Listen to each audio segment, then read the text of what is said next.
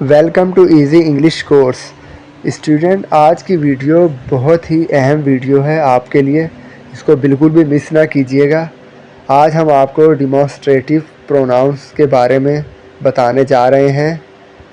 This, that, these, those, ان کا استعمال کیسے ہوتا ہے، ان کا کیا مطلب ہے، ان کے اردو کیا میننگ ہے اور یہ کن چیزوں کے لیے استعمال ہوتا ہے. یہ بہت ہی انٹرسٹنگ ویڈیو ہے اور بالکل مختصر اور شارٹ ویڈیو ہوگی.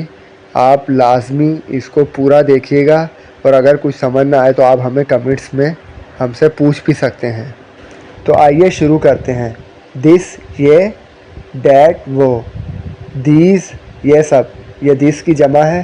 دوز وہ سب، یہ دیٹ کی جمع ہے.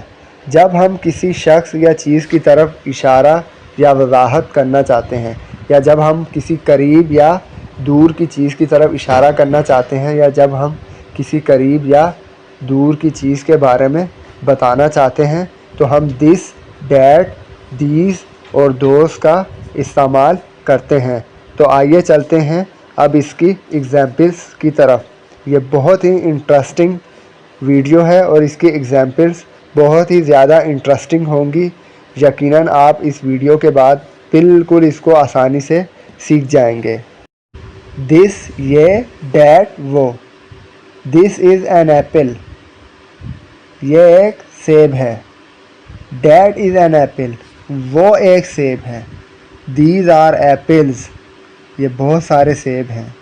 دوز آر ایپلز، وہ بہت سارے سیب ہیں. ایک سے زیادہ، دو سے زیادہ ہوں گے تو وہ جمع میں شمار ہوں گے. دس از این ایپل، یہ ایک سیب ہے.